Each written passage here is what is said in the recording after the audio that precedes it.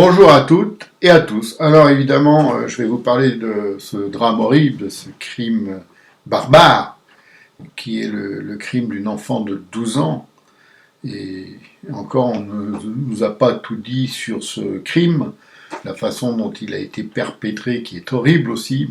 Je ne développerai pas ici, parce que ce sont des choses qui doivent rester en l'état où elles sont. Et par contre, politiquement, tous ces politiques sont responsables de ce qui vient d'arriver. J'ai commencé à écrire dans les années 80, je m'en souviens, suite à un attentat qui avait eu lieu en France, un attentat évidemment islamiste, et j'avais dit à l'époque, c'était prémonitoire, cela viendra forcément une habitude sur le territoire français. On y est, parce qu'il y a plein d'actions qui ont eu lieu. Quand je dis actions, c'est plutôt des crimes, la violence gratuite, etc., qui ont lieu maintenant, qui ont lieu hier, qui ont lieu avant-hier, et qui sont toutes issues du même lieu, c'est-à-dire d'une religion qui est en djihad. Le mot djihad veut dire guerre sainte. Déjà, rien que la traduction dit ce qu'elle veut dire. Et nous sommes, comme il dit Macron, en guerre, mais pas contre les bons ennemis. Parce que la guerre, maintenant, elle est sur notre territoire. Alors, au lieu d'aider avec des milliards des pays ailleurs, comme par exemple l'Ukraine, où on sait très bien que ça va finir, et pas comme le disent les médias, mais plutôt très mal, au lieu donc d'aider tous ces ozos-là à droite, à gauche, on ferait mieux de se pencher sur la France, une fois pour toutes, de voir qu'ici ça brûle, et qu'il faut faire quelque chose d'urgence, pas demain, pas après-demain, maintenant, parce qu'on n'a plus le temps, on a trop laissé faire. Les prisons sont des viviers de recrutement islamiste, les mosquées, évidemment, c'est logique, ce sont des lieux faits en quelque sorte pour cela. Des pays étrangers sont ici présents pour embrigader des gens.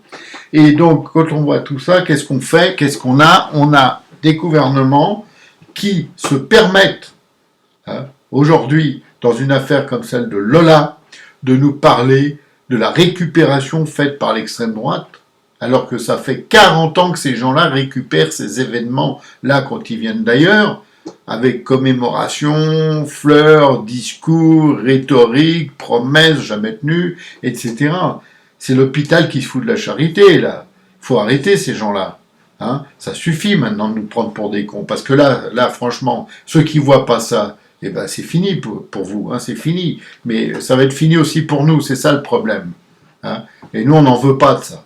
Je vais vous dire, franchement, on n'en veut pas. Moi, j'ai vécu suffisamment longtemps pour me rendre compte que ce qui se passe aujourd'hui était prévisible.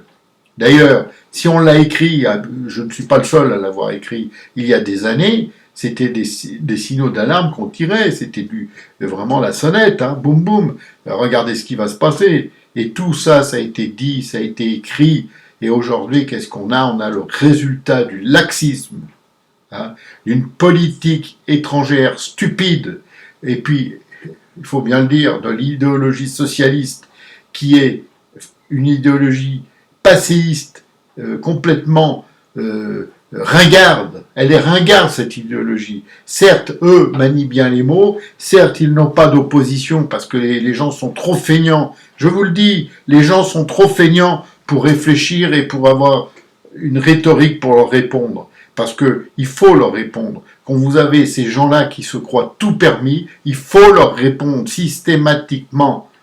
D'ailleurs, ça a été la création de mon site Observatoire du mensonge qui a été dicté par les événements. En 2012, j'ai créé ce site parce que je ne pouvais plus supporter de les entendre.